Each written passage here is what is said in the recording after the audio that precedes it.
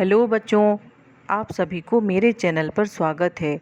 आज हम कक्षा 6 हिंदी वसंत भाग 1 पाठ नंबर 17 सांस सांस में बांस के प्रश्नोत्तर करेंगे। चैनल पर पहली बार आए हैं तो चैनल को सब्सक्राइब जरूर करें। निबंध से में दिए गए प्रश्नोत्तर करेंगे। प्रश्न नंबर 1, बांस को बूढ़ा कब कहा जाता है? बूढ़े बांस में कौन सी विशेषता होती है जो युवा बांस में नहीं पाई जाती? उत्तर है 3 साल और उससे अधिक उम्र वाले बांस को बूढ़ा कहा जाता है। बूढ़े बांस सख्त होते हैं और टूट भी जाते हैं। युवा बांस मुलायम होते हैं। इसे सामान बनाने के लिए किसी भी तरह मोड़ा जा सकता है। प्रश्न नंबर 2, बांस से बनाई जाने वाली चीज़ों में से सबसे आश्चर्यजनक चीज़ तुम्हें कौन सी लगी और क्यों? उत्तर है बांस से बनाई जाने वाली चीज़ों में से सबसे आश्चर्यजनक मुझे जो चीज़ लगी वह है टोपी। इसे सर पर पहनते हैं।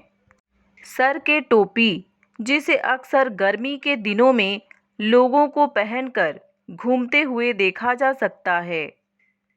इसे पहनने पर सर से न पसीना आता है और न ही धूप लगती है।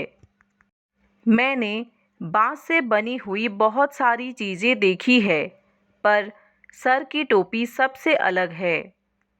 प्रश्न नंबर 3, बांस की बुनाई मानव के इतिहास में कब आरंभ हुई होगी? उत्तर है बांस के टोकरी या बांस को किसी तरह के उपयोग में लाने का काम बहुत बाद में, जब इंसान एक जगह घर में रहने लगा होगा और उसे एक जगह सामान और किन्हीं चीज़ों को इकट्ठा करके रखने के लिए कुछ चाहिए होगा, तब बांस के उपयोग के बारे में उसको सूझा होगा। प्रश्न नंबर 4, बांस के विभिन्न उपयोगों से संबंधित जानकारी देश के किस भूभाग के संदर्भ में दी गई है? एटलस में देखो। उत्तर है बांस भारत के कई भागों में बहुतायत में होता है। मुख्यतः उत्तर पूर्वी 7 राज्यों में। ये राज्य हैं अरुणाचल प्रदेश, असम, मेघालय, नागालैंड, मिजोरम, मणिपुर, त्रिपुरा। इन राज्यों का पता छात्र स्वयं एटलास में कर सकते हैं। लेख से आगे में दिए गए प्रश्नोत्तर करेंगे।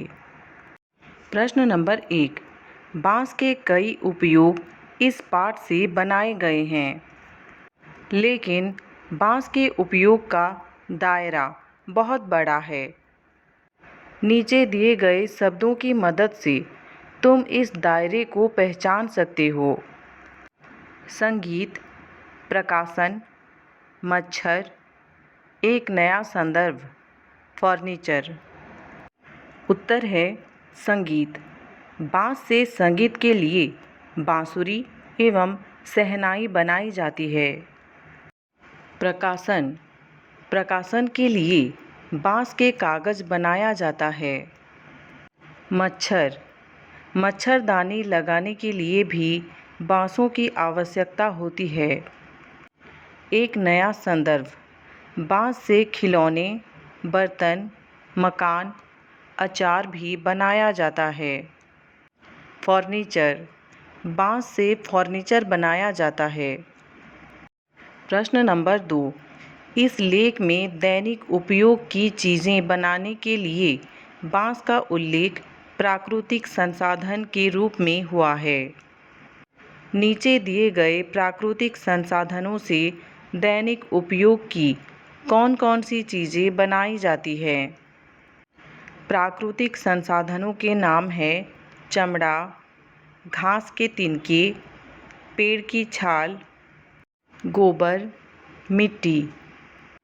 इनमें से किन्हीं एक या दो प्राकृतिक संसाधनों का इस्तेमाल करते हुए कोई एक चीज़ बनाने का तरीका अपने शब्दों में लिखो। उत्तर है चमड़ा, जूता, बैग, पर्स, बेल्ट एवं बहुमूल्य वस्तुओं की कवर, घास के तिनके, चटाई, खिलौने, टोकरी इत्यादि, पेड़ की छाल, कागज़, अगरबत्ती, वस्त्र इत्यादि, मिट्टी, बर्तन, मकान, खिलौना, गुल्लक इत्यादि, गोबर, उपले, घर की लिपाई पुताई, खाद इत्यादि, चमड़े को काटकर और घिसकर पर्स तथा थैले बनाए जा सकते हैं। हमें चमड़े को सही आकार में काटना तथा रंगना चाहिए। प्रश्न नंबर 3, जिस जगहों की सांस में बाँस बसा है, अखबार और टेलीविज़न के ज़रिए उन जगहों की कैसी तस्वीर तुम्हारे मन में बनती है? उत्तर है सांस में बाँस होने का अर्थ है बाँस पर पूरी तरह निर्भर होना। हम बाँस उगने व चीज़ें बनाने वाली जगहों की तस्वीरें अखबार और टेलीविज़न में देखते हैं। उनके इलाकों में चारों तरफ बाँस के झुरमुट या झाड़ियाँ नज़र आती हैं। लोग बाँस के बने घरों में रहते हैं, बाँस की बनी टोपियाँ पहनते हैं। उनके फर्नीचर, बर्तन, औजार और कुछ खाद्य पदार्थ भी बाँस के बने होते हैं। बाँस पर उनका व्यवसाय चलता है। बाँस की बनी सामग्री वे बाजार में बेचते हैं, जैसे टोकरी, जाल, चटाई, खिलौने आदि। उनके घरों के आसपास बाँस की खपच्चियाँ बिखरी दिखाई देती हैं। वे अधिकतर अपनी आवश्यकताओं की पूर्ति के लिए बाँस पर निर्भर रहते हैं। अनुमान और कल्पना में दिए गए प्रश्नोत्तर करेंगे। प्रश्न है, इस पाठ में कई हिस्से हैं जहां किसी काम को करने का तरीका समझाया गया है, जैसे छोटी मछलियों को पकड़ने के लिए इसे पानी की सतह पर रखा जाता है या फिर धीरे धीरे चलते हुए खींचा जाता है। बाँस की खपच्चियों को इस तरह बांधा जाता है कि वे एक शंकु का आकार ले लें। इस शंकु का ऊपरी सिरा अंडाकार होता है। निचले नुकीले सिरे पर खपच्चियाँ एक दूसरे में गुंथी हुई होती है। इस वर्णन को ध्यान से पढ़कर नीचे दिए गए प्रश्नों के उत्तर अनुमान लगाकर दो। यदि अंदाज लगाने में दिक्कत हो तो आपस में बातचीत करके सोचो। क में है, बाँस से बनाए गए शंकु के आकार का जाल छोटी मछलियों को पकड़ने के लिए ही क्यों इस्तेमाल किया जाता है। ख में है, शंकु का ऊपरी हिस्सा अंडाकार होता है तो नीचे का हिस्सा कैसा दिखाई देता है। ग में है, इस जाल से मछली पकड़ने वालों को धीरे धीरे क्यों चलाना पड़ता है। उत्तर है, क में है, शंकु के आकार वाले अर्थात बड़े मुंह वाले जाल में अधिक मछलियां आ जाती हैं, इसलिए बाँस से बनाए गए शंकु के आकार के जाल का उपयोग किया जाता है। ख में है, शंकु का ऊपरी हिस्सा अंडाकार होता है और नीचे का हिस्सा परिधि वाला वृत्ताकार दिखाई देता है। ग में है, जाल में मछलियों की संख्या बहुत होती है। मछलियों के भार से जाल टूट जाने का डर रहता है। इसलिए इस जाल से मछलियों को पकड़ने वालों को धीरे धीरे चलाना पड़ता है। तेज चलने से मछलियाँ जाल में टकराएंगी और वे वापस जल स्रोत की ओर जा सकती हैं। शब्दों पर गौर में दिए गए प्रश्नोत्तर करेंगे।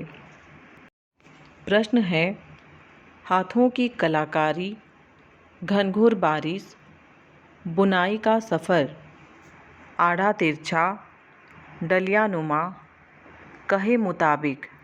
इन वाक्यांशों का वाक्यों में प्रयोग करो। उत्तर है हाथों की कलाकारी। बाँस से ज़्यादातर वस्तुओं का निर्माण हाथों की कलाकारी से ही संभव होता है। घनघोर बारिश। आज यहाँ सवेरे से घनघोर बारिश हो रही है। बुनाई का सफ़र। बाँसों की बुनाई का सफ़र आदिमानव काल से चली आ रही है। आड़ा तिरछा।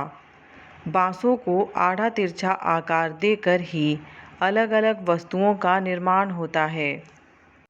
डलियानुमा। यह डलियानुमा टोकरी काफ़ी उपयोगी है। कहे मुताबिक। आपके कहे मुताबिक मैंने अपना गृह कार्य स्वयं कर लिया। व्याकरण में दिए गए प्रश्नोत्तर करेंगे। प्रश्न नंबर 1, बनावट शब्द बुन क्रिया में आवट प्रत्यय जोड़ने से बनता है। इसी प्रकार नुकीला, दबाव, घिसाई भी मूल शब्द में विभिन्न प्रत्यय जोड़ने से बने हैं। इन चारों शब्दों में प्रत्ययों को पहचानो और उनसे 3-3 शब्द और बनाओ। इन शब्दों का वाक्यों में भी प्रयोग करो।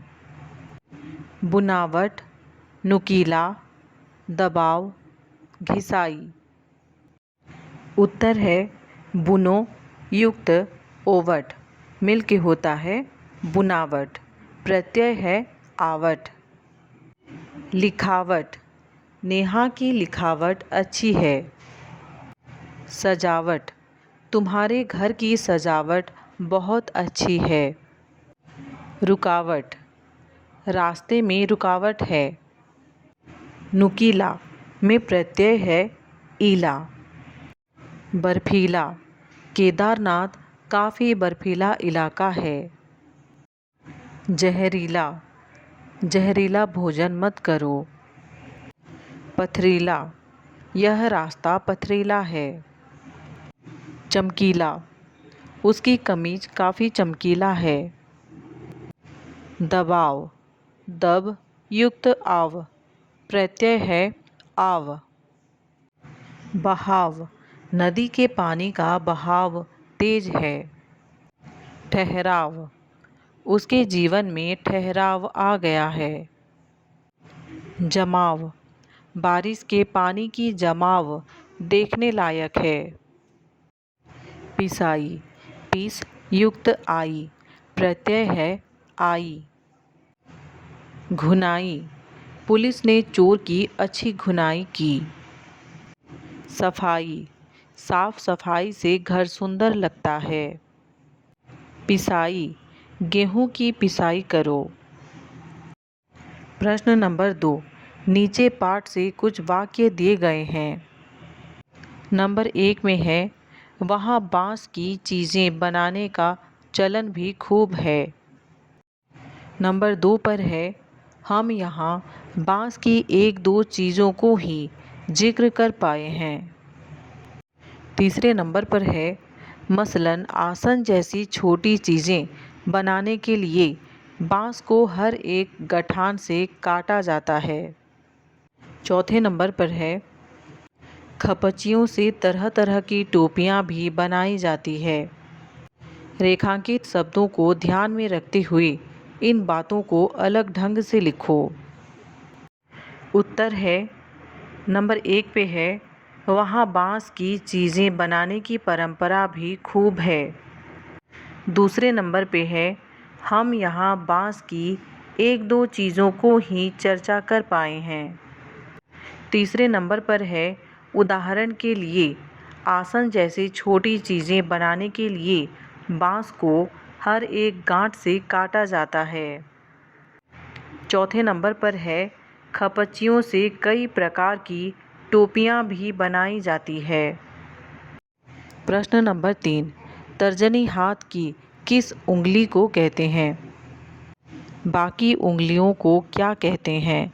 सभी उंगलियों के नाम अपनी भाषा में पता करो और कक्षा में अपने साथियों और शिक्षक को बताओ। उत्तर है तर्जनी हाथ के अंगूठे के साथ वाली उंगली को कहते हैं।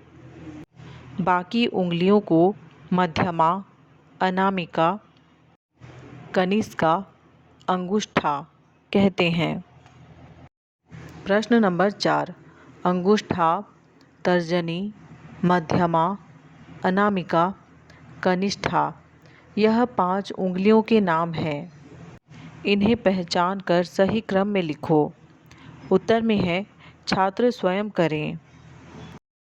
कक्षा 6 हिंदी वसंत किताब के सभी पाठ के सभी प्रश्नोत्तर पाने के लिए चैनल को सब्सक्राइब करें। वीडियो अच्छा लगा तो लाइक करें और अपने दोस्तों के साथ शेयर करें। कमेंट करके भी बताइए कि वीडियो कैसा लगा। धन्यवाद।